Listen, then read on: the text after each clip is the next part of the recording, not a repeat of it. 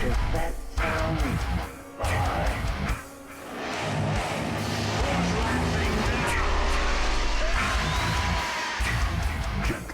What's the boogeyman?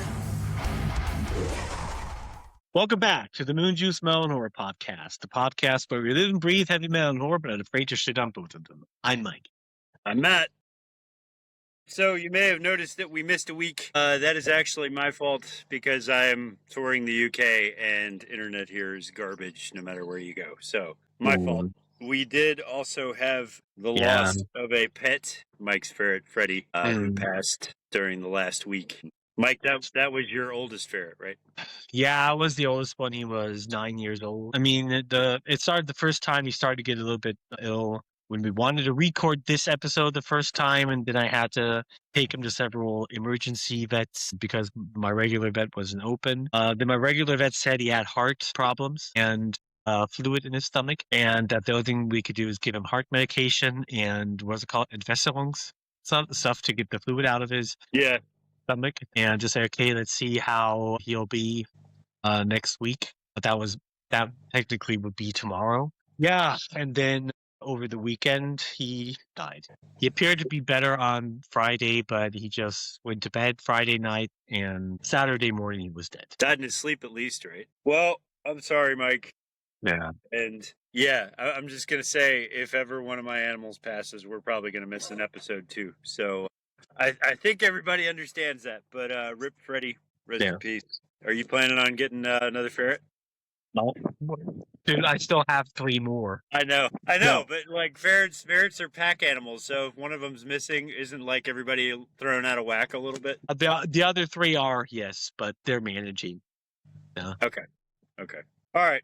Well, we've decided to do another film in a series of films that we've already done 2 of. This is, it's an odd, I don't know how to feel about these, Mike. Like, we talked a little bit before we started filming about, like, how this series of films has kind of gone down a little bit, and then I think it picks back up, because I think I've seen another one after the one that we're going to do, and it was actually really good. We've done 2 of these, and this one's the 3rd one, and there's a noticeable drop in quality from the first one to the second one, and I feel like this one kind of maintains that quality of the second film in terms of like dialogue and filming and all of that stuff, which is kind of a shame because the first movie I think is just classic. The first movie is one of the best horror movies. I think.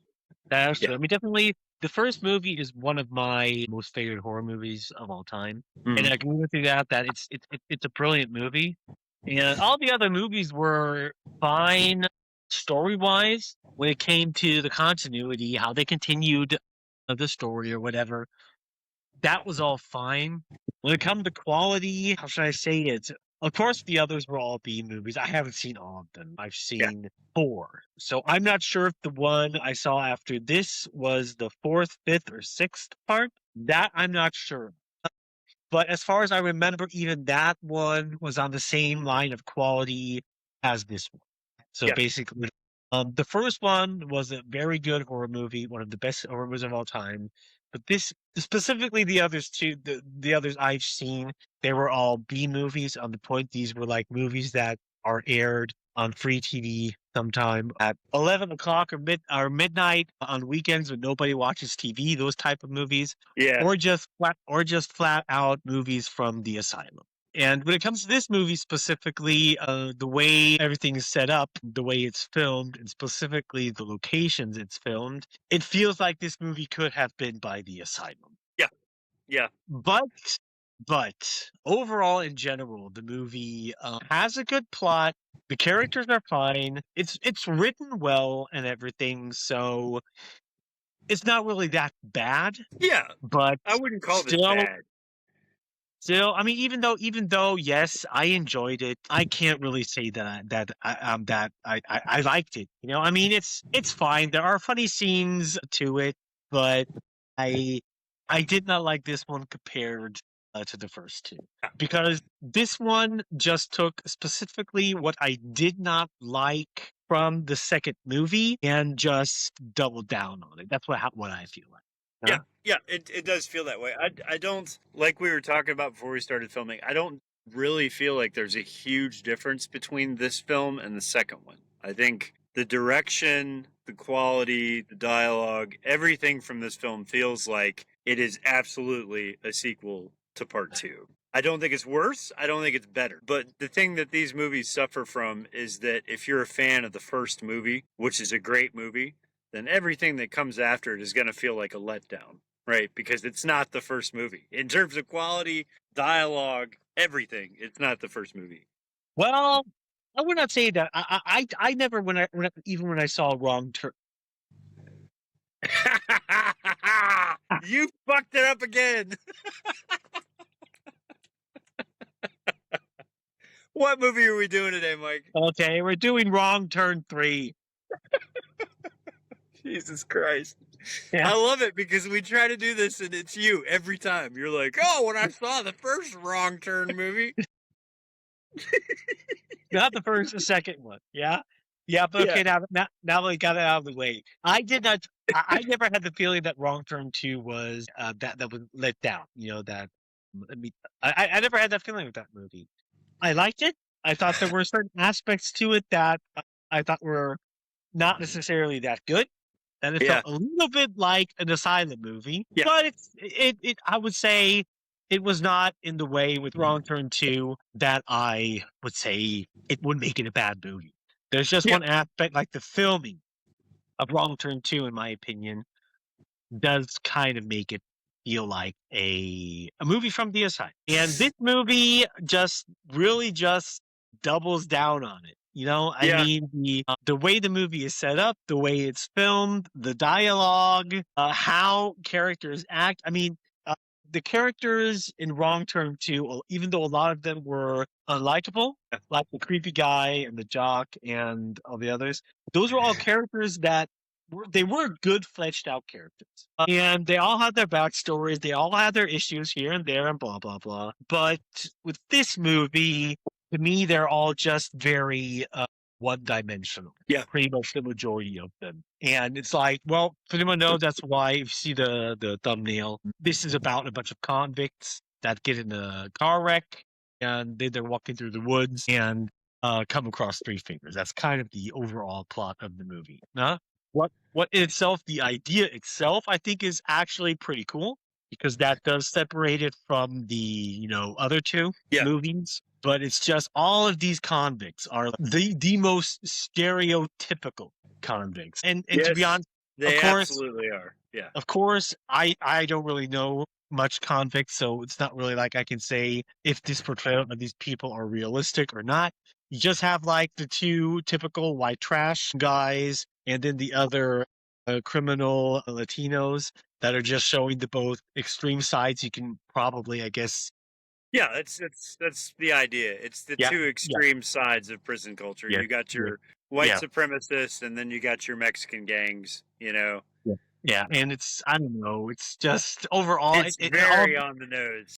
It's very on the nose, and all of these convicts, they're just, I don't know, they're just that way because they're convicts. I mean, of course, the point is, stupid as well. And the point is, I mean, I get the point that these are supposed to be convicts, so obviously they're not going to be like the most decent people, but still in general, it's like, it's just also stereotypical convicts, like it feels very clearly in this movie that all of these convicts are evil just for the sake of being evil. Yeah.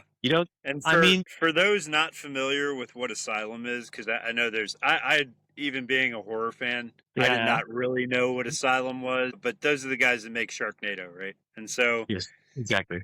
Those movies, and me and Mike said this before filming, those movies are bad and meant to be bad. Like, they do not take themselves seriously. They are trash films that are hilarious because they're bad and they're meant to be bad. This one kind of feels like an Asylum film, except for the fact that they meant for it to be taken seriously, and that's not a good thing. It's not a good thing because it does take itself very seriously, this film. It does. And that's one thing that I think is a change from the second film. The second film, it did not feel like that film took itself seriously. Like, there was a lot of tongue-in-cheek humor there. There Yeah. was a lot of, this would absolutely never happen in real life, but it's funny, so we're going to do it. Yeah. This movie takes itself very seriously. It falls very flat in a few places because of Yeah, exactly. It might have would have changed it if they would have put a little bit more humor into it. Yeah. But There was definitely some spot for humor. You know what I mean? yes, There, there was. Yeah. there was definitely some places where they could have put it in there and it would have made it really funny, and they didn't do it for the sake of taking itself seriously. So yeah, you're right. It's not funny. It's not funny. The worst thing I want to just generally sum up what I think is cool about the movie, and it's like the entire convict thing. I think the concept is cool. Love it. I like the fact that in this movie, Three Fingers is the main protagonist. It's mainly Three Fingers they're up against in this movie. That itself, cool. You get to see titties again in this movie. I'm going to be honest. The kills I think so far are fine as well. Yeah. There are even a few scenes that are like pretty cool. But overall, in general, for me, that's pretty much where the positives of this part, actually end. And the overall plot and pacing is Dreadful. really boring because not much happens.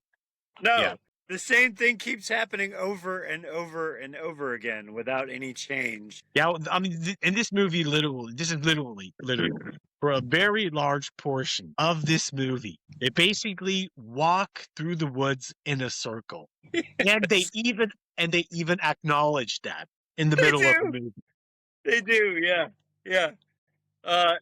And it's funny because nobody seems to notice it until like most of the way through the movie that's what they've been doing. And like I get it, these are convicts, but they wouldn't be that stupid. I mean, it doesn't take a genius to realize that you passed that same tree or that same area 5 times.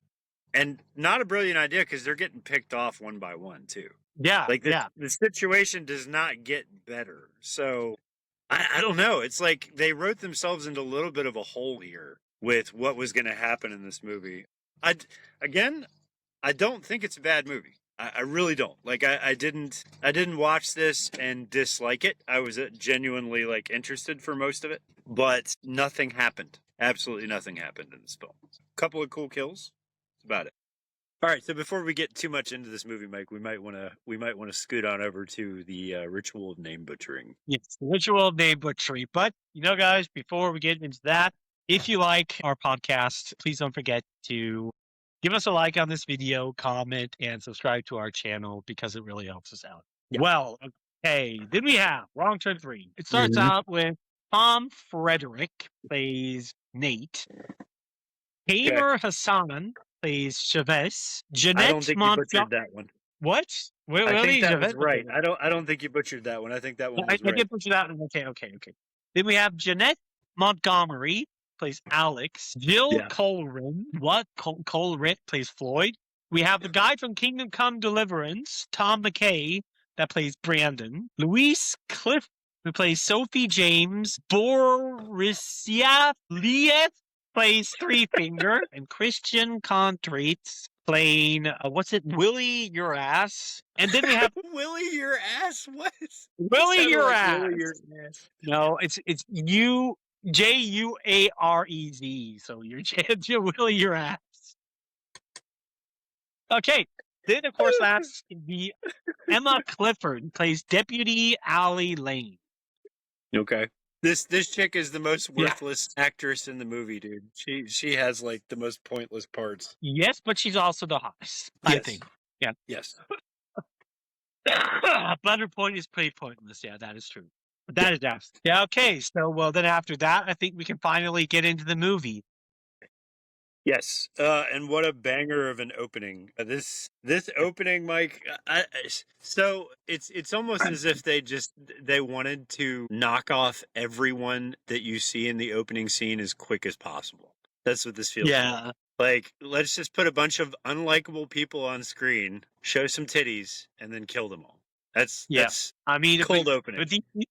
These are like the most fakest titties I have ever seen. Yes, these are monster. Cost a lot of money, fake titties. And apparently smoking weed makes you want to drop your top immediately. I've never had that thing. Like, I've never been sitting there smoking and thinking, oh, maybe I should just take my shirt off right now. But this chick, dude, she didn't waste any time. She's like, ooh, I'm high, and the shirt comes off.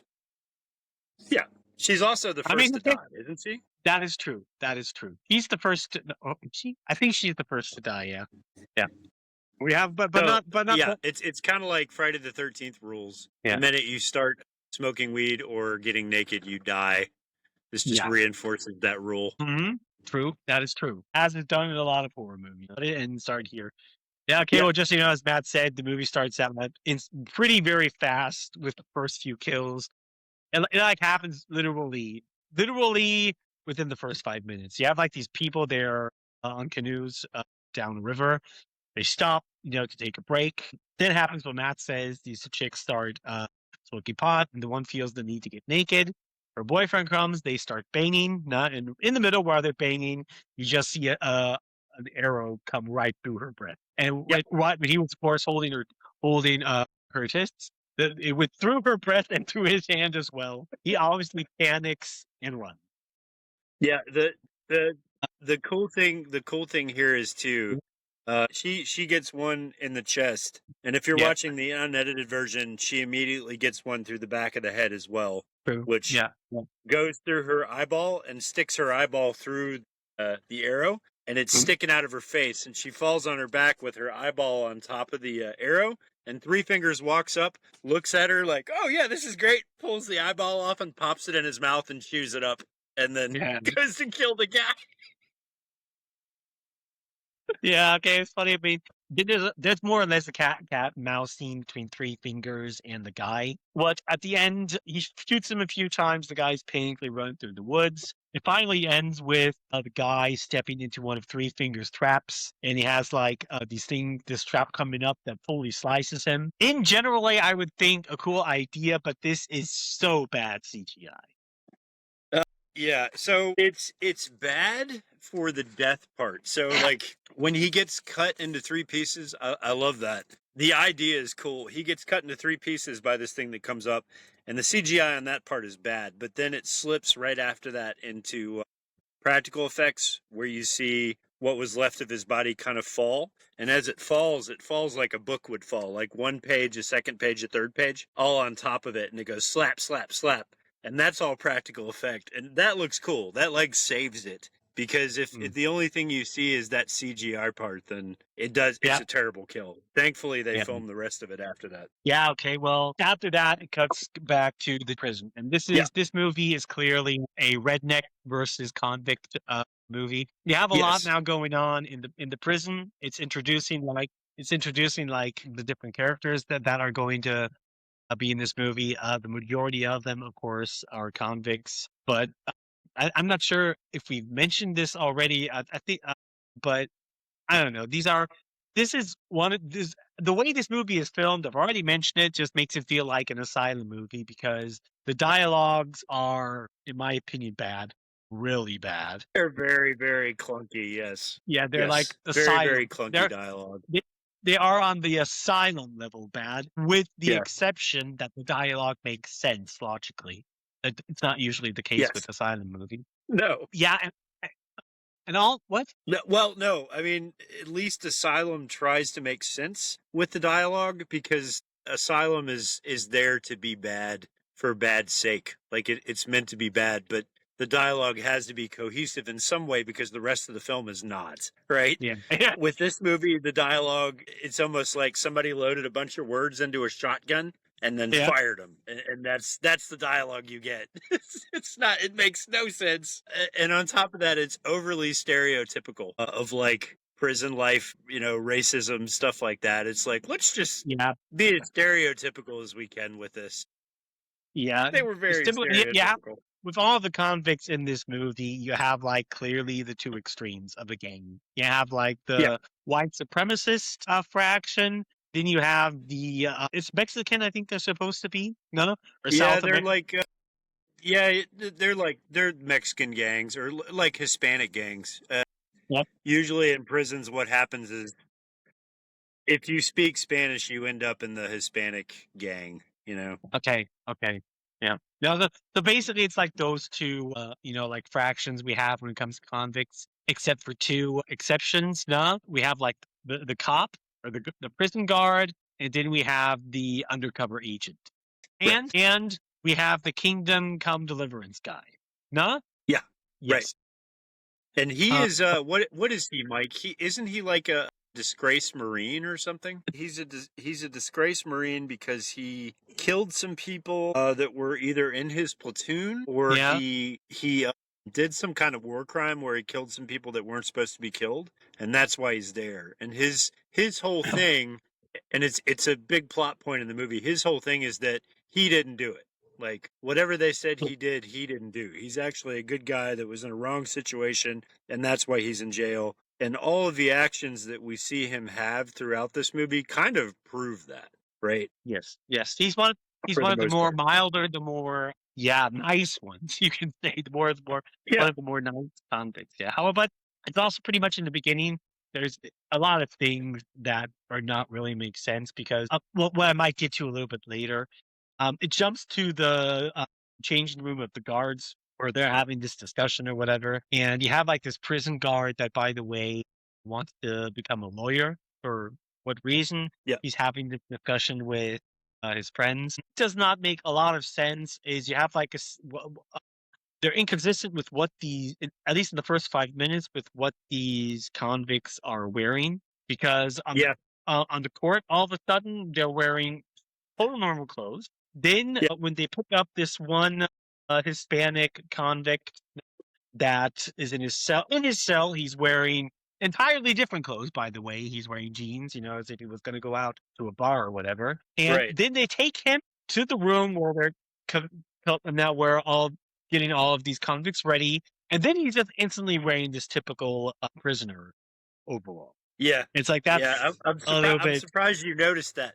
Did you get that? No. I actually did not notice that the first time. Yeah, they're very inconsistent with what these guys are wearing. But I mean, whatever. Dude. The first continuity after in horror movies. I mean, after the first 5 minutes, not anymore. But within the first few minutes of the movie, it's definitely that way. Shortly before, the prison guards take all the convicts, and get them their handcuffs on their hand and feet to get them ready for transportation. The prison guard, one of the prison guards, is the main protagonist of the movie.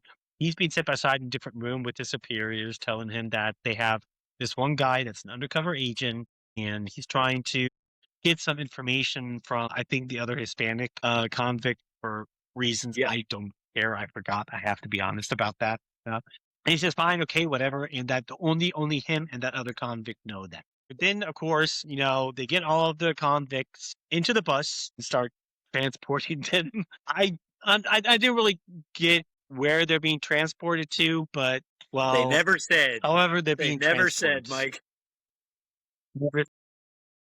They never said. I mean, usually when stuff like this happens, it's transporting one person from whatever facility to another maximum security facility for whatever reason. But they don't go into it. The reason they grabbed the Hispanic guy and stuck him on the bus for transfers because somehow they caught wind of the fact that he was planning a breakout. Because he's talking to the other white supremacists out in the yard earlier about possibly breaking out. So there was something there about them wanting to break out, and that's why they're transferring them both before that breakout can happen, is what I got from it. But at the same time, it doesn't matter because none of that has any bearing on the rest of the film whatsoever. Like that is so quickly forgotten once these guys are on the road. Yeah, exactly. It's just like, and it's also not mentioned again. And it's for some reason they take a pit stop. I would call it. I'm probably not sure that's the right term. However, I mean, they take all the convicts out of the bus, and they're at this local prison, I guess, local jail, where they're temporarily locked up. No, and the one creep makes a few really disgusting comments towards the female deputy. Of course, he's supposed to be a fucking piece of shit. I mean, that's just how the character is written. No? Yeah, this is nothing out of character for any of these guys, for sure. No. Except the Kingdom Come Deliverance guy, he just walks totally quietly into the prison cell. And when all the prison guards are coming in, the sheriff recognizes one prison guard, and they have this discussion because he's actually from the small town that they have this pit stop in. What? Yes. Yeah. Which also makes no sense, Mike, to this guy's fucking accent, because if he was from this area, and keep in Yeah. mind, I'm from Mobile, Alabama. I should have a redneck accent, right? But I've been out of that place forever. He was born and raised here in this place where these fucking mutant rednecks are. He would Yeah. have a crazy, crazy, like, backwoods accent. He doesn't. He sounds Yes. like he's from New York. Yes, yeah, of course. Yeah, that you're right. I didn't really notice it that much, but yeah, I Yeah. mean, he would have a very extreme accent. I mean, because it's not like he's learning a different language. He would still, if he even if he moves away, he would still be speaking the same language, and his accent wouldn't go away. Because Right. I mean, I think like Exactly.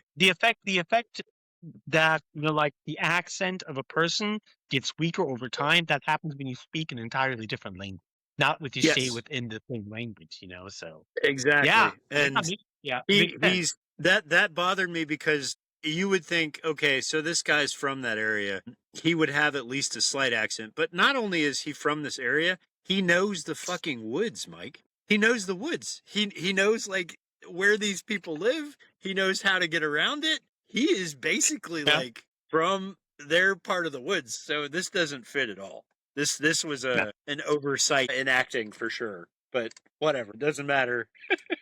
We're not expecting much from this film anyway. Even though it's not really that big of a deal. I mean, if everything else in the movie was fine, I couldn't care less about Yeah, it. But there's a lot just wrong like, with this film. I mean, I already said, yeah. I mean, how should I say? I personally did not really like Wrong Turn 3. For me, it's just like I already mentioned. It has too much of an asylum vibe to it, and it's not supposed to have that. Yeah, That's just, I don't know. But what, however, after they have that, it cuts into the woods where you see Three Fingers and his kid. First, you see Three Fingers' son. I'm not sure. I'm not sure if his kid. I'm gonna call it because I'm not sure what the gender of it is.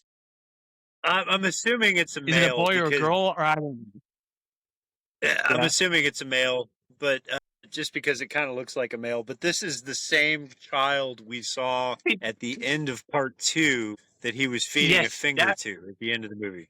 Yeah, that's exactly what you now wanted to bring up is that actually yeah, here in Wrong Turn 3, this is actually a cool point, a cool thing they did, that you see at the end Three Fingers feeding a baby, a mutant baby with a human finger. This baby is now just a few years later, and this baby is now a young child. And these yeah, are basically the two redneck mutants we have in this movie: Three Fingers and the baby from the end of Wrong Turn 2.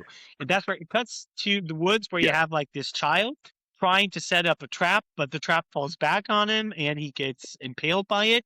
Three Fingers shows up, gets the trap set up, shows his son, more or less how to set up the trap. And then they go up on walk into the night, giggling and I guess looking for people to kill.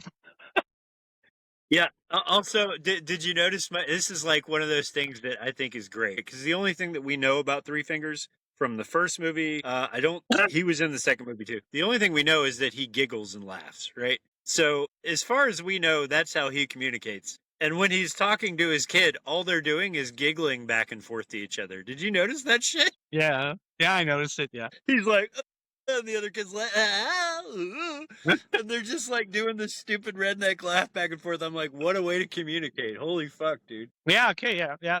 Okay. However, then you see the bus driving down the road, and then this is where Three Fingers after that shows up in the truck and manages with his small truck to push this big prisoner bus off the road somehow. I mean, Yes. that, Yes. This guy is more ingenuitive than Indiana Jones. Let's put it that way. yeah, yeah. I mean, it's crazy because just like you have this is a small truck that does not have really much horsepower, and you have like this big bus. This is like a very good stable bus. Oh yeah. Yeah, I it's a don't. prisoner transport diesel. Yeah. That thing is not light at all. Yeah. Three Fingers pushes it over the road. The bus flips a few times.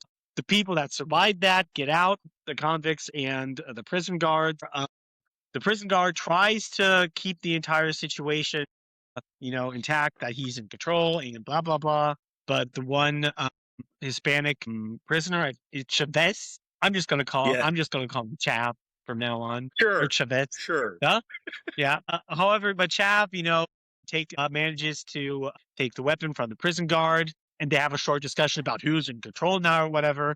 But this is like literally not even minutes after they get out of the bus, Three Fingers starts slaughtering them. The one guy gets an arrow in Yeah. his head and then a knife in his neck, and then they just randomly open fire. They just start shooting everywhere, even though I have no clue where he is. Yeah, this reminds me of the scene from Predator where all of the soldiers are in the jungle and they can't see the predators, so they just start eliminating all the brush around them with guns. They're Yeah. just Yeah. firing But aimlessly into this forest, like wasting the ammunition they have that they need to survive. Yeah. Dude, Yeah.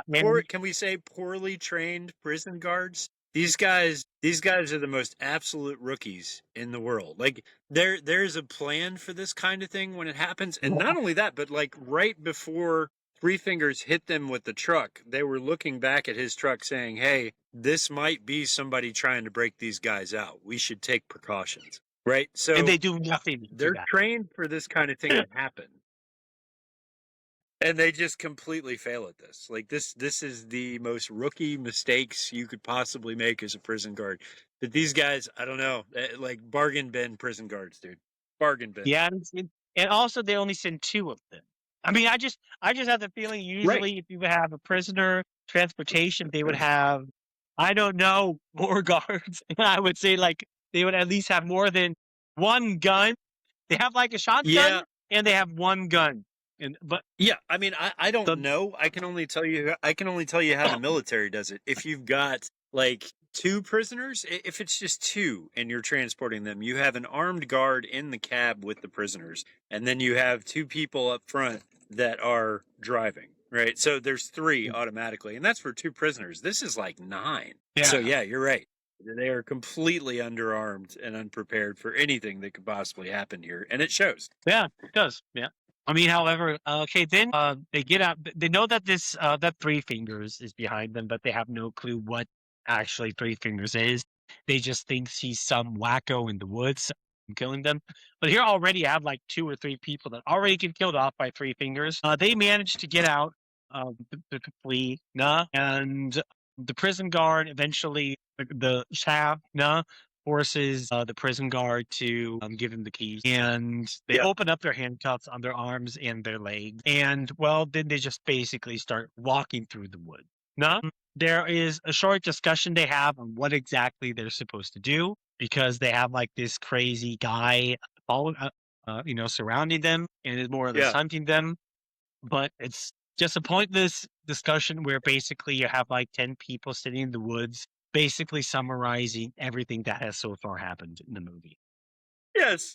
It's a recap moment for no reason at all. I noticed that too. Yeah. Like, let's recap everything that happened and not come up with a plan how this goes forward. Yeah. It's a fucking joke, man. It's a fucking joke. I'm not... You know what? Can we like go ahead? I'm sorry, I don't mean to cut you off. No, keep on. Continue, Matt. Continue. What I was gonna say is like, how far have we fallen? Like, if we think about for a minute how good the first movie was, how well that was filmed, how good the story was, and how utterly creepy it was, and then you see this, and the actions of the people in the movie, it doesn't even fit with the first movie. And I have to wonder, with horror movies specifically, how do you go from having absolute gold as a movie to handing over sequels that do things like this? How does that happen? It just blows my mind. Like, you had a recipe for something great and you just stomped on it. Yeah. Well, that is a actually good question. You would have to look into who did the movie, and I think Dylan. Okay, I didn't actually. Dylan O'Brien. He's the director. And well, for whatever reason he wanted to take the movie in this direction, I think we can only suspect why. You have like somebody. I mean, this is like, you could have the factor. How do you start out as a director? A lot of them start out with horror movies. So they just make a movie, so they have it on their bucket list. Now that they've made a horror movie, the studio greenlit this one script. So he got the job, and okay, I'm going to do a sequel to Wrong Turn 3. That could be the one. Then the other concept, what might be, in my opinion, how stuff like this happens is fan fiction is what I call. Not because even though it's an official sequel, there are a lot of people that are fans of something, but have no understanding of the franchise itself. And instead of continuing the story or expanding the franchise and the lore, they want to make their own version of it because they have their own vision of it. No? And that's what I do also think leads to exactly these type of things. No? And I can't say if that is the case here. No, it's just I have not really looked into any statements or interviews of the director, so I can only assume it's going to be something on that line. But I mean, apparently a lot of people agree with me because IMDb has 4.6. Movie Pilot, well, it doesn't say much because Movie Pilot is an actually incompetent website in my opinion. They say 4.7 is what they gave it, so it generally also appear not to have very good reviews. But I mean, it's not a good film. It's a fun movie, but you can't think too much about it. Yeah. Well, it is. Well, I have to agree with you in there. It is a fun movie. It's a fun popcorn flick. Movie. Yeah, but it's not really good. There are just way too much things that bothered me, and it is a shame because the first one is definitely one of the best horror movies in my opinion. One of my favorites. Oh yeah. Yeah, part 1 was and the second part, the worst thing you could say about Wrong Turn 2 is just that it's low budget. It's a B movie, and you can see it how it's filmed.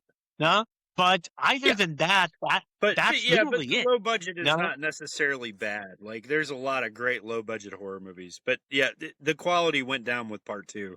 But this one just goes out in left field, man. Yeah. It goes out left field because it takes like how should I see it? Wrong Turn 2, it was literally only you could see in the filming and the editing and the effects. Now that was B movie, that was low budget, but this took it a whole new level. It took not only the filming, it took also the acting and the dialogue. It took that also to B level. I mean, the only actual, I would say, good acting in this movie is Three Fingers. And I think that is also the same actor that plays Three Fingers in Wrong Turn 2. No? Yep, it is. It's the same actor. It's a shame they couldn't get the guy from the first movie back, but this guy does a pretty damn good job. I mean, I can't fault him. What? What do you mean? Well, the guy who plays I didn't Three understand Fingers in this, it's okay. The guy who did Three Fingers in this did a great job. I mean, I don't really notice so much that it's not the same actor from the first one. I mean, it's a known thing that Three Fingers is what made the first movie good. Like that character is awesome in the first movie. This guy does a good job of portraying the character. So I didn't really notice it wasn't the same guy. And I can't help but think that's why they did this one, because this is basically like a Three Fingers movie. Whereas the other ones, you get all the other characters with it. But this is just him going on a murder spree, which is fine, Yeah. Well, I mean, Three Fingers, I think I haven't seen all of the movies, but as far as I'm aware, Three Fingers definitely is in all Wrong Turn movies up until Wrong Turn 6. Yeah, so as far as I'm aware, we'll probably have to see. Sorry, we'll probably have to see when we get there. But I know that there is a prequel movie to all of these movies, and it might be Wrong Turn 4.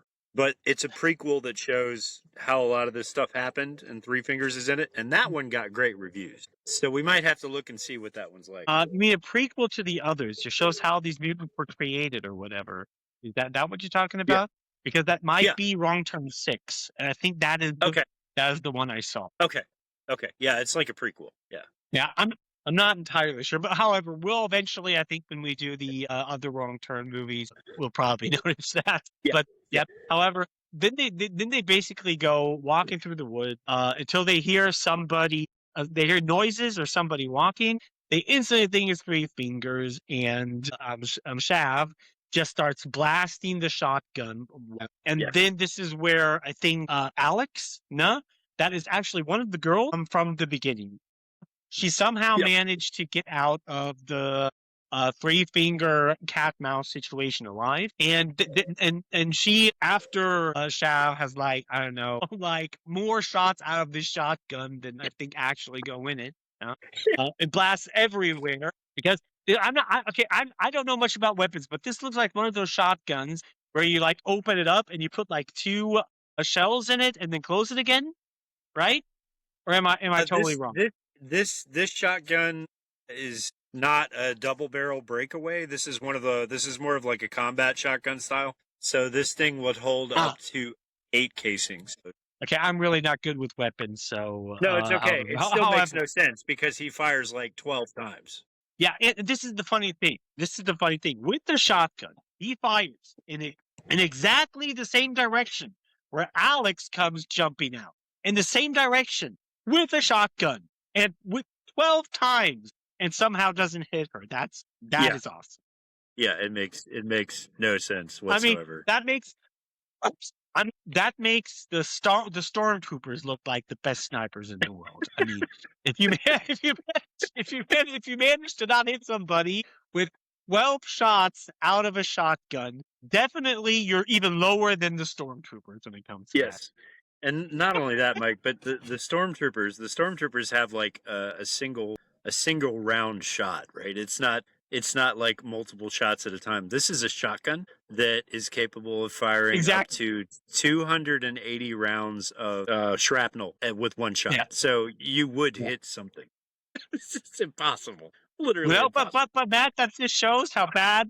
That just shows how bad this guy is because Yeah. he managed to not hit a target with a shotgun after 12 shots.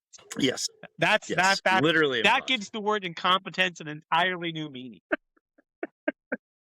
He would literally have okay. to shoot in the air to not hit anything. Yeah. I mean, however, Whatever. of course, they're asking like, okay, who is this? Of course, you have like the typical, oh my God, he wanted to kill us. He wanted to kill us. They're trying to figure out who this girl is. The prison guard, kind of takes her a little bit under his protection.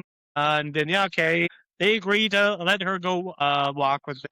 Then they walk a little bit through the woods until they come across a truck or a big car. Now, this is the next big plot hole.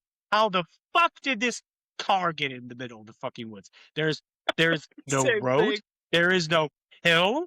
It's in the middle of the woods, surrounded by trees.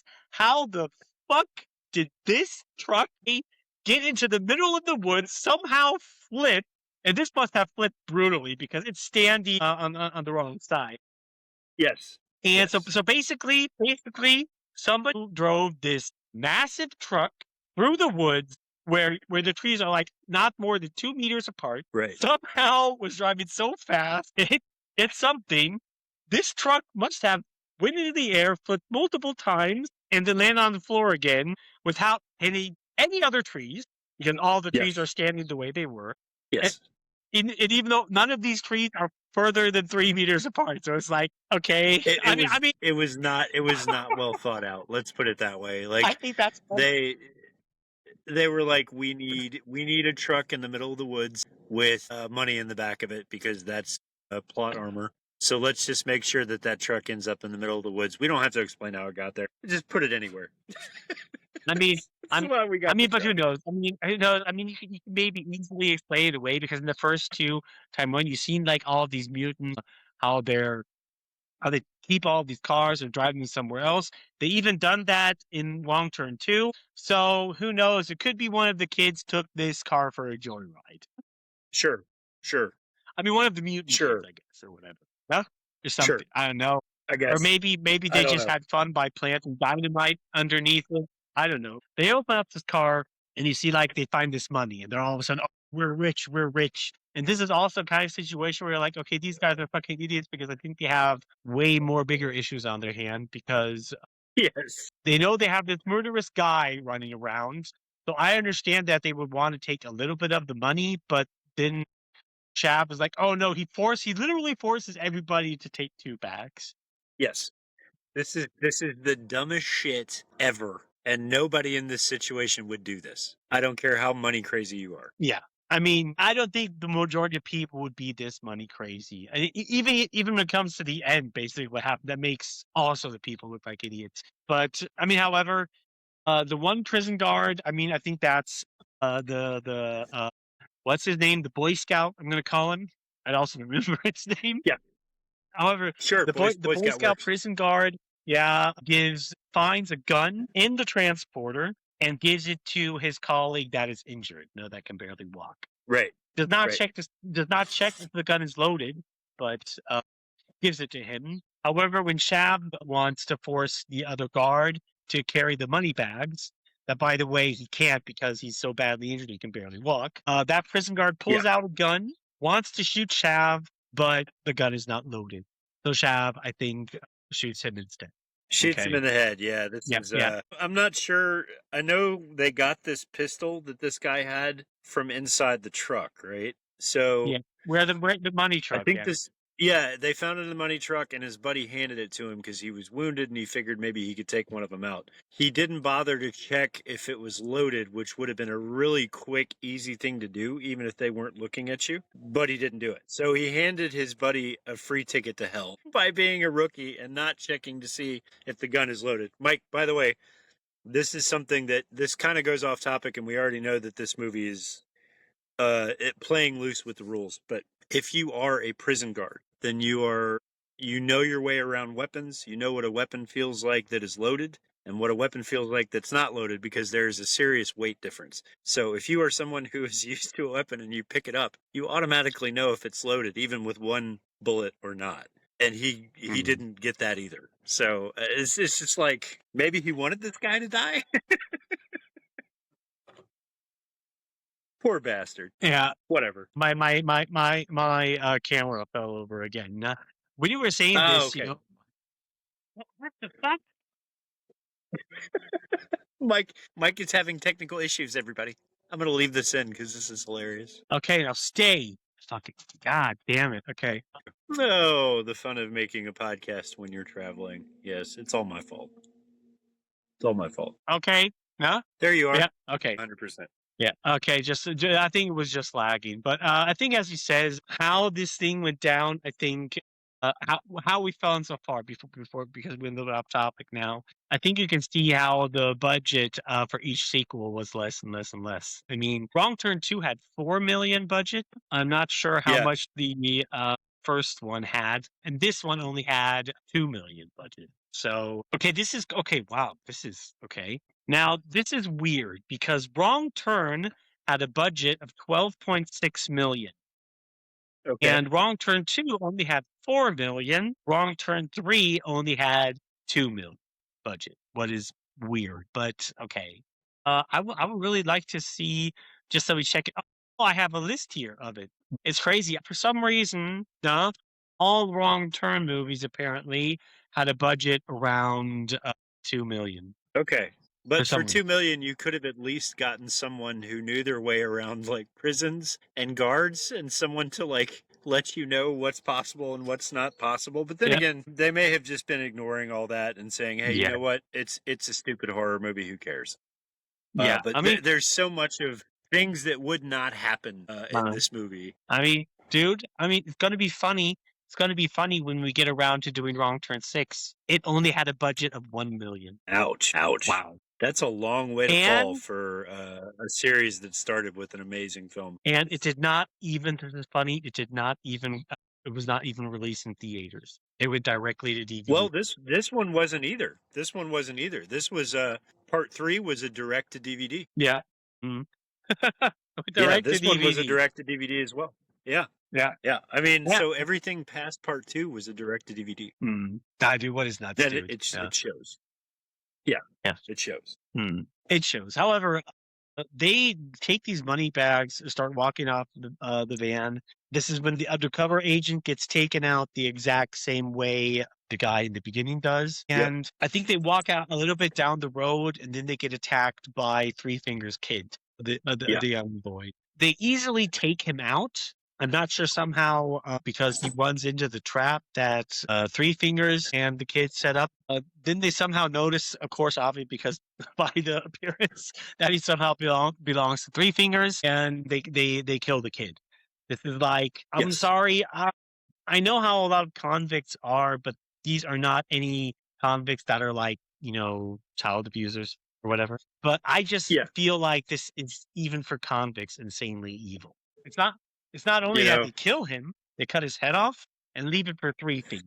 This is like this will show him, and it's like, dude, this maniac this maniac is the one with all of the weapons, that it's his home turf, he knows everything, and you're gonna kill his kid? I Yep. mean, this is like the Yep. dumbest decision. I mean, not only did they kill him, they cut off his head and left it as in there for a message. This is like, okay, they had to kill the kid anyway, so there's nothing they could have done, but it's just insanely stupid. But however, this isn't the next it's funny thing. insanely stupid. It's insanely stupid because this particular mutant has taken out 4 of them already with barely any effort. Like this guy is OP. Yeah. Like you look at Three Fingers and he's not really much of anything. But you have to think the guy's been living in the woods hunting humans for as long as he has. He's a master at it. And they should know that by now. So pissing this guy off is like the worst thing you could possibly do. So it's a stupid move. Very stupid. Like you said. Yeah. And it's just like, this is also where we said, like, also there's not a lot happening in this movie, because for a very, very long part, this is like half of the movie from this point on. You are going to see them literally walk around in the woods in circles. And Yes. Yes. Yes. exactly. And it's okay. So I think we can pretty much jump that. However, Yeah. they're walking around in circles. And then the girl is like, yeah, don't you think he's going to notice that we're walking around in circles? And then the other prison guard is like, nah, it'll be fine. But that's kind of its reaction. So, nah, it'll be fine. Yeah. I mean, until they come across the truck. No, they're like, oh, yeah, we found a truck. Now we can get out of here. Then Shab goes to the other creepy convict, the one that, the sexist one that made the comments towards the deputy. And why don't you check out to see if anybody's in that truck? Because he assumes that it's a trap. Big mistake. Huh? Yeah. The other creepy guy is like, no. But then Shav convinces him, more or less, holds the gun up to his head. He holds a gun to his head and says, go do it. Go do it. I'm not sure actually how or what, but I think he trips over a tripwire that wraps itself around the foot.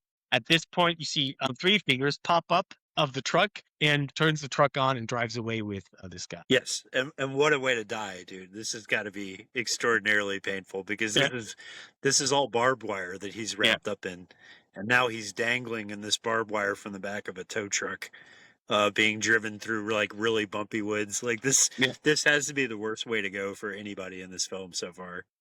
Yeah, I mean, it is definitely, like you say, the worst death. But the funny thing, after that, you have like another long section of them walking through the woods again and talking. And talking. Boy Scout and Alex have like a kind of binding moment, and then you see them walking through the woods again, talking. It still cuts back to a cabin, and this is like the cabin where Three Fingers lives. You see him coming out. He has like the head from the convict he just killed. He cut it off and put it into a pot, and now it's in a soup. In a soup that's cooking. He licks the soup like, oh yeah, it tastes good, and then gets in the car and drives off. It's such a great scene. If there's one thing that I can say about this movie, it's they do Three Fingers well, because when they go in, when you go into this cabin, you see there's body parts all over the wall. He's got stuff strung up like meat that he's seasoning. He's loading Molotov cocktails into his truck. He's loading all this stuff, and he's like whistling the whole time. I mean, this guy's kid just died, so he's not too upset about it for whatever reason. But he's walking around whistling to himself, loading up his truck. He puts his finger in the head soup and like tastes it, and it's really good. And then gets in his truck and goes on his happy way. I fucking love this. Like this. For me, this was my favorite scene of the movie because I like this character, and they just kind of just show how fucking insane he really is, Yeah, I mean, it is definitely cool. But this is also where you see like this scene specifically. One question that I had, specifically in this scene is this the exact same cabin from Wrong Turn 1, or is it supposed to be that one? That would be interesting. So I thought the same thing, but what I think it is, it's not the one from part 2, because the one from part 2 looked completely different on the inside. It does look like the one from the first movie, but the one from the first movie exploded. So if it is the one from the first movie, Right. if it is the one from the first movie, then he must have rebuilt it. I But mean, it looks like the same. considering the fact this has to be a lot of years afterwards because his kid is now like around 10 or 12. Yeah, So, it'd have to be 9 years. He probably just rebuilt the cabin. yeah, okay, well, yeah. I mean, okay, you have like then it cuts to the sheriff where you first think something is going to happen to the sheriff, but then it doesn't. Then it cuts back again to Boy Scout and the convicts walking through the woods again until they come across the sheriff. Okay, the sheriff points a gun at them, is like, "Oh, what are you guys doing here?" Even though the sheriff What do you knows think? who I mean, this is like the sheriff knows who these guys, who these people are. No, but just like all of a sudden, the sheriff totally forgot who these people were. I For some think reason, maybe he just has dementia. Like he should have quit his job a lot earlier, but he's got dementia. He's dement at this point. Oh, where am I? Who are you guys? The fuck? it is a little bit dumb. However, the sheriff gets taken out by Three Fingers, and this causes the group to split up. You have like Shav and Kingdom Deliverance guy and Boy Scout and Alex. They stay together. The white supremacist convict manages to get away, and somehow also takes their money and is then off on his own. And of course, Shav is now like super pissed because he wants his money back, even though it's technically not his money, but fine. The people that are carrying his money are getting picked off one by one. So he's not concerned with the fact they're getting picked off. He's concerned with the fact that when they get picked off, they can't carry his money anymore. It's stupid. It is. It's. I mean, this is like this guy. This guy is so obsessed with this money, he doesn't care about shit. I mean, however, at one point, Shaft takes the gun and says, "You guys stay here. I'm gonna go after the other guy." What he basically does, and for some insane reason, Boy Scout Alex and Kingdom Come guy, decide to just wait there for him. However, Shaft takes off, and goes after the white supremacists, and he's near the woods all of a sudden, throwing the money up in the air until Three Fingers throws a Molotov cocktail at him, and the white supremacists and the money all just goes up in fire. And this is like another situation where, like, besides Shav is just a complete asshole, but the other three, it makes them look like complete fucking morons. I mean, for one, you know that they can pretty assume Three Fingers is behind the white supremacist guy, and now behind Shav. And he's an asshole anyway, the only one with a gun. So why not run instead of sitting there waiting? They calmly stand there and wait for him to come back. Yes, I had a big problem with that as well, because that would have been your prime opportunity to get away. They're just like, oh well, we'll just wait for our captor to come back. Yeah, exactly. No, I mean, okay, then Shaft comes back, and the other three, they decide to drive through the woods, to walk through the woods a little bit more because we haven't done enough of that in this. We haven't done it. We haven't done enough of this in the movie. Then, of course, they come across the truck again. That is Three Fingers' truck. No. And again, Shav does literally the exact same thing. He says here to Alex, go see if the keys are in the car, if we can get away. She says no, so he shoots at the floor in front of her feet with a shotgun that technically should have hit her, but okay. Okay, yeah. Okay, because I mean, shortly after he does that, Three Fingers pops out and shoots arrows at him. And for some reason, he still insists on her going towards the truck. Obviously, when he guess what happened, Three Fingers takes Alex and then is off with her. Obviously, taking her to the cabin. My question is what did he think was going to happen? I mean, they saw this happen already once with one of their guys. Yeah. Okay. Well, well, that in itself is like he wants the truck, but I thought he was hoping if it is a trap, it's not him, the one that is going to be taken out. No, but it's going to be her. Yeah, that's a good point. Yeah, that might be it, but it is a little bit dumb. However, it is like then the other three guys are left. Shav is like, oh no, I'm not sure what Shaft says, but Shaft clearly wants to get out of there. And I think the Kingdom Come guy basically punches him out. No, and I'm Yep. not sure which one of them, but either the Boy Scout or Kingdom Come guy takes the weapon away, and Boy Scout Yeah. heads towards the cabin to save Alex, while Kingdom Come Yep. guy, I think, basically fucks off to do his own thing. I mean, I have it right now in front of me, the movie. We don't know. This is that part in the movie where I was confused as well, where this guy went, because you don't see him for 3 or 4 more scenes after this. So what No, was he actually, doing this whole he's time? running through. He runs through the woods until he gets knocked out by Shaft. Matt. Right, Yeah, right, right. Okay. that is what Yeah, happens because Now I he remember. sees like a helicopter flying through the woods, and yeah, then Kingdom Come guy gets knocked out by Shav. Oh, and now I think then Shav gets attacked by Three Fingers, and now you have like a nice fist fight between Three Fingers and Shav. No? This part makes the movie worth it as well. I love this part. This whole fight, I think Three Fingers has a hook. Like Yeah. he's got a meat hook in one hand. Yeah, yeah. And like a machete in the other, and he's like spinning and fighting like this kung fu style bullshit. This guy, like, what the fuck? When did this guy have time to take kung fu lessons? But okay, it's cool. It's a good scene. It's a good scene. Yeah, yeah, because this is I think Mike, that's the one I'm gonna put at the beginning of this as the hook, because it's that whole fight scene is hilarious. it's funny, but the funny thing is, right after Three Fingers gets him with the hook, he hangs him up on a tree and is like cleaning off his head or whatever.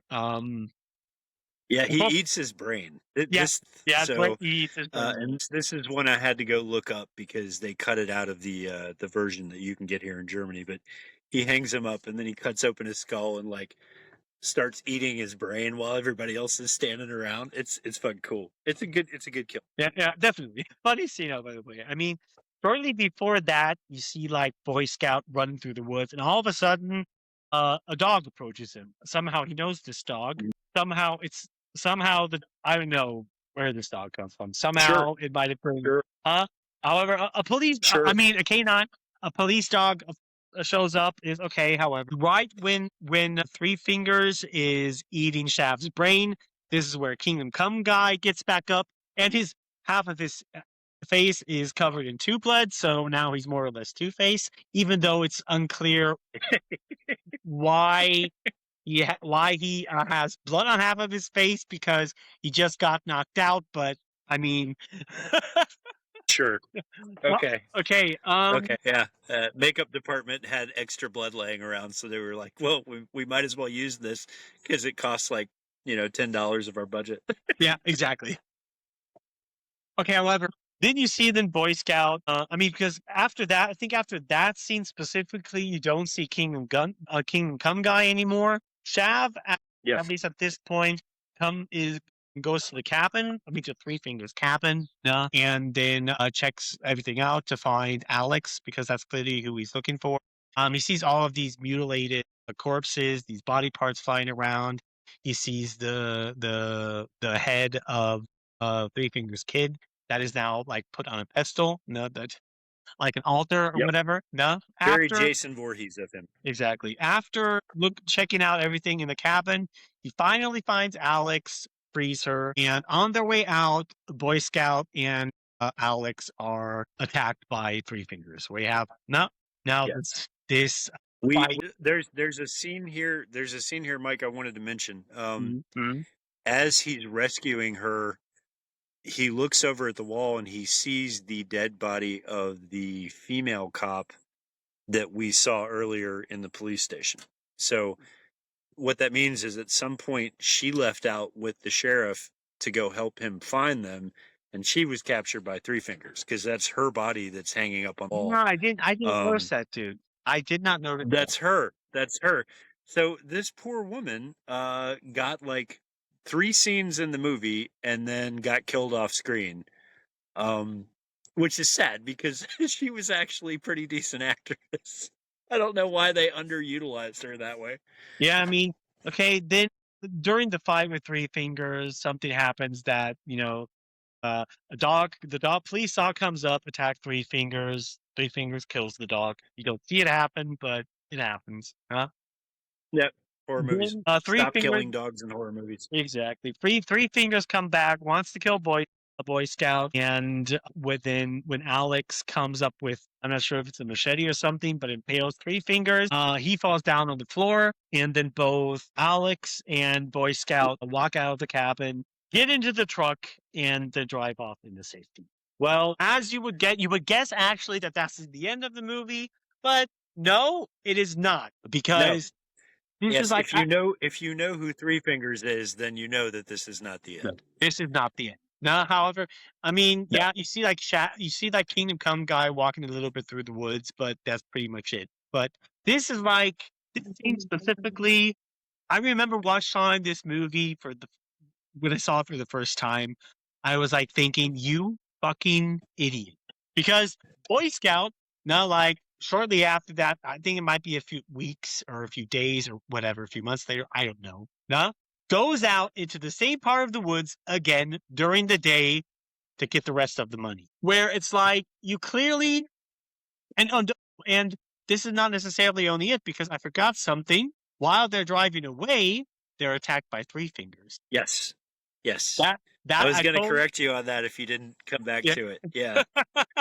I totally forgot that Yeah. scene. You get I- this cool chase scene where he's on the truck, like Yeah. sticking the hook through the roof and like trying to stab them inside the cab. And I think he even hooks Boy Scout in the chest with the hook at one point. Yeah. And then I think, do they wreck the truck and everything catches on fire and Three Fingers is on top of it? I don't know. I have the part in front of me where they're wrecking it, and no, they hit a tree with the car. No, and Three Fingers goes flying over it. No, yeah, okay. What happened? And then I want to say one of them either tosses a Molotov cocktail on the truck while Three Fingers is laying on it, or the truck catches on fire. But this is obviously like what would have been the death of Three Fingers right here. Obviously, however, the truck catches fire. This Kingdom Come guy shows up and saves both of them out of the burning truck. Boy Scouts and Alex. Exactly. That's think more or less how it ends. Nah. And we actually see Three Fingers burning as well. Like he's actually burning with the truck, which made me think, okay, he's obviously dead. He's got to be dead. Right? I mean, who knows? I mean, he burned in the first one as well. Yeah, that's true. I mean, That's yeah. true. Okay. Because how can I forget so much of the movie? Because you have like, okay, now at least after that, they're not walking through the woods; they're standing in the woods talking. Okay, Lots of standing and talking and walking through the woods in this movie. This is a walking simulator movie.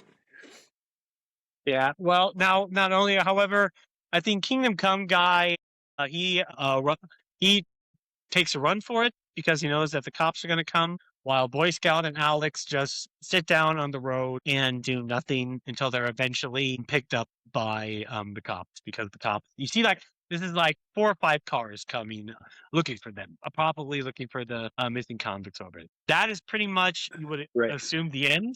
I forgot that entire part, but then it cuts back to a few days later. You see like, the camera go up, to the scare, and then in the daytime. It doesn't say how much time has passed so far, but Boy Scout decides to go back to the exact same point where the money truck was. Yes. By the way, he has no weapons. Without any weapons. Yeah. And it's like, yeah, he goes out there by himself. After with nothing. experiencing what you did, you have no clue if it's only those 2 people or if there are more of them out there. And you go into the fucking woods again, without weapons. That is a level of The stupidity. stupidest I do fucking not know. thing you could do. Yeah. But it doesn't end there. While he's counting the money, he gets shot with an arrow. And then you see his Kingdom Come Deliverance guy. Comes up, pulls him apart. Kingdom Come Deliverance guy. Then wants to pull him out. Where you see he's just as much as an idiot. And while he's counting, he says as much. He says, "Never ever trust a convict," is what he says. Never. Yeah, exactly. And while he's sitting there counting the money, you see what's obviously supposed to be another redneck mutant sitting there lowering a mace and walking towards him. So it's Yeah. like, I mean, Alex was probably the only smart one in this Oh movie yeah, dude. because I mean, this is like, dude, if you make it out of a situation like that alive, I mean, if I wanted to go get the money, you would go in there with fully armed, maybe more Oh people. man, Yeah. I'd be on a trip with a bunch of heavily armed people to get that money back. But the other thing is, like, with movies like this, with characters that behave this dumb, and every one of these characters in this movie was stupid. I think the only one that I actually liked who wasn't dumb and should not have died was the black guy. Like he seemed to be okay, intelligence wise. Like he would have made it. I mean, He would have made it. I mean, him and Alex definitely. I mean, no, the girl, not Alex. That's the girl. No, Yeah, right. she was also the only smart one because I mean, she just got into that situation by things that were outside of her control. No, and whenever she got out of it, she was like, "Fuck this shit, I'm out." No, I'm gone. but Yeah. I'm done. Yeah, but I don't know, Boy Scout and Kingdom Come guy. This is like, how can you be that They stupid? both deserve And to Boy die. Scout, exactly. He went in there without any weapons whatsoever. What makes this guy like a real fucking idiot? I mean, this is like not almost. He's not that far, but he's almost Spike level of stupid. You know, pretty and close. Pretty close. But what he's this pretty close to also that. means though is yeah. What this also means though is the only people that survived the movie, the only person that survived the movie was the girl. She's the only one. Everybody else died. Yeah, yeah, yeah. Mhm. So yeah, that's the Yeah. end of the film. Everybody dies except for the girl. And everybody in the movie was a stupid throwaway character. Everybody. There's no character development in this film whatsoever. The only characters I can remember are literally the girl that gets naked in the beginning and Alex. Yep, And Three that's Fingers. it. Three Fingers. That's it. Three Fingers. And Three Fingers, of course. And Who of course, may the or girl may that not gets, be dead. I mean, yeah. I mean, I don't know. Things it is. I have to check that out. Is Three Fingers in Wrong Turn 4? Let's just check it out. No? Yeah, take a look. I don't know how he's going to survive this. He's back in Wrong Turn 4. Okay. Well, he survived. I don't know how. But if these guys have Wolverine level regeneration, then I'm sure it's possible. Sure. Well, probably. I mean, they have regeneration. According to the cast, Sawtooth is also still alive. Wow, okay. Because I was almost positive that dude was dead. Yes, Three Finger and Sawtooth. I mean, I think it's a different actor, definitely, and One Eye. So all three, apparently, all three mutants from Wrong Turn 1 have survived. All three of them. So they do have Wolverine level regeneration. That's the only explanation for this. Yeah, I mean, or just of like course, severe plot armor. I mean, you can see in Wrong Turn 5 that they have regenerative abilities. You can see that. You see, like, I think, like, Three Fingers pulling the axe out, One Eye getting up while he has an arrow still in his head. I mean, even to survive that, you have to have an insane level of regenerative things going on. But however, it looks Three Finger, One Eye. I'm not sure. One Eye is in Wrong Turn 5, definitely. Okay. Yeah. So it looks like they're also back in those parts. And let's see. Okay, One Eye. So, yep. Okay. However, they're also, well, the other three, Sawtooth, One Eye, and Three Fingers, are in Wrong Turn 4, 5, and 6. Okay. So they're all, you can't kill these guys. Yeah. You can't, because they all come back. Yeah. Great. All right. Well, we're going to have to see how the other movies are, but I mean, so far, this is the worst one of the ones that I've seen.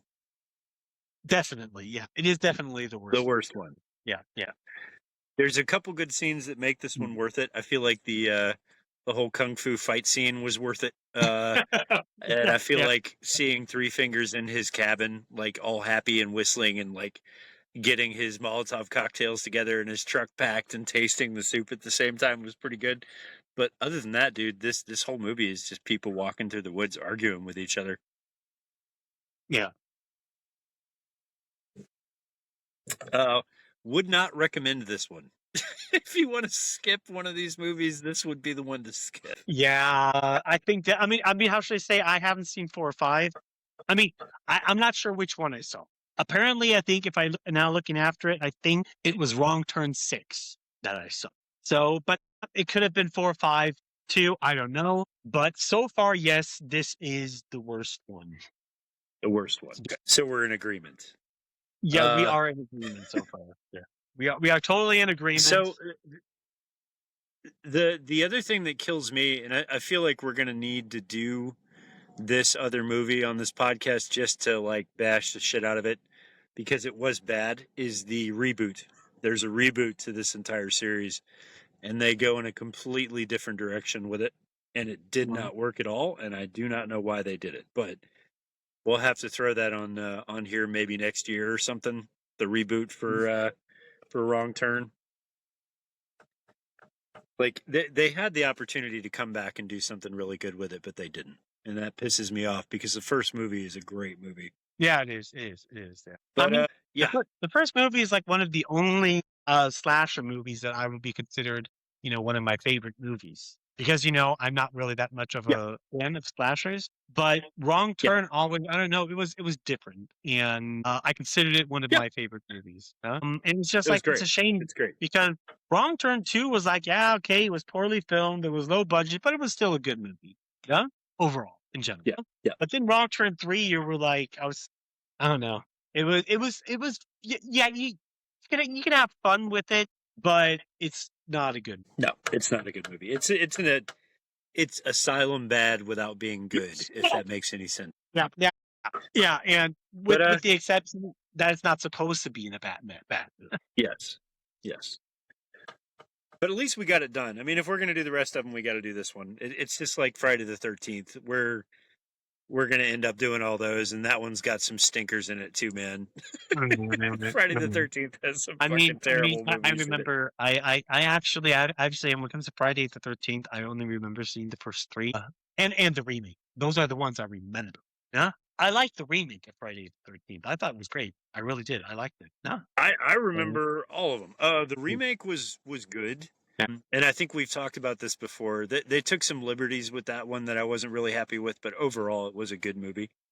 The only movies, in my opinion, from the original Friday the 13th series that are worth watching, that are actually good movies, is probably 1 through 3 and then 5. Everything else after that is just kind of, they were throwing stuff at a wall to see what stuck, and nothing stuck. But that's just my opinion, and that's somebody who's a huge Friday the 13th fan. So, and Freddy vs. Jason is also a good movie, which we have that one coming up not too long, right? Do we have it coming up? Let me check. We might even. I think we might. I think so. I think you might. I think that one's this year. Let me check. I always do this to Mike. I make him look up what movies are coming next, and he's like, "Oh shit! Now I gotta look it up." Fuck. Well, I'm opening up the list. Could be that we have Freddy versus Jason on it. Okay, we got now Wrong Turn. No, don't have that one on it. Actually, no. Yeah. Oh no, we got to add that one. That's interesting because that movie actually falls into the Nightmare on Elm Street continuity, as well as Jason Goes to Hell. So Jason Goes to Hell and Freddy vs. Jason are both technically in the Nightmare on Elm Street continuity, which is cool. Like you can look at those two movies as completely separate than all the rest of the Friday the 13th movies and watch them along with Nightmare on Elm Street. If you're a Nightmare on Elm Street fan, there's reasons for that. But I think whenever we do get to Jason Goes to Hell and Freddy vs. Jason, I'll explain why. But love that they do that because horror very rarely gets like decent crossovers. Yeah, that's true. And that crossover is pretty fucking good. It is. Yeah, but also we have to go check it out because we're gonna have to chase up the list a little bit because we left out we forgot 2 episodes. We my fault. So, not only your fault, but so that means we have actually the next movie after this one is okay. Cool. Yeah, I love that movie. We talked about that one last episode. Yes. Okay, I'm gonna love that one because that's a fucking great movie. Yeah, yeah. And I guess we're gonna have to Probably throw get a out. couple of horror fans that don't even know that one exists actually watching it, which is great. That movie needs more of a push. Suck definitely, even though it's pretty old, but it's a great movie. It is old, but I mean, most of these movies we're doing are, a lot of them. If it's not a new movie we go to the theater for, then. Oh, speaking of going to the theater, I asked Mike the other day if we wanted to do Evil Dead Burn, because that is coming out. So that one's going to be a up and coming one as well, because we're going to go see that 2 days after it's out. Not necessarily. We have 2 new movies coming up in July, dude. What's the other one? Pinocchio Unstrung. That's also. All right. I finally watched the preview for that one, dude. That one looks fucking great. I sent it to you a while back, and you said like, "Oh, this totally." Yeah, I know, but I hadn't watched it because at the time you sent it, my connection wasn't real great because I've been fucking driving around. But I finally watched it the other night, and I was like, "Okay, this is gonna be good." Yeah, it's gonna be good. It's like Pinocchio looks super fucking creepy, dude, and it's like, Oh yeah, and it's like, dude, I mean, Robert Englund playing Timothy Cricket. I mean, it's fucking brilliant. Yes. He's definitely signed on to that one immediately. He's like, "Oh, sure, I'll add that to my fucking bucket list." Crazy bastard. All right, so our next movie is Suck. Then exactly. Cool. I will be back. I will be back in Germany the day after tomorrow, and I will watch that one again when I get in. So yeah. You got anything else you want to say about this film? No. I think we said a lot. We said enough about it. It's so far the worst entry in the franchise. Yes. Do not really like it. I think it's there's a few cool things it did, but for the most part, it's not a good. It's not a good movie. No, it's definitely not a good movie. It's definitely the worst one. But so far, I haven't seen 4 or 5. And I haven't seen the remake. I think it's Wrong Turn 6 that I saw. So okay, we'll find out because we're probably going to end up doing them. But okay. So catch us next time for Suck. And until then, I'm Matt. I'm Mike. And we'll see you guys next time. See you guys next time. The blackest dies. The devil inside. Stay in secret.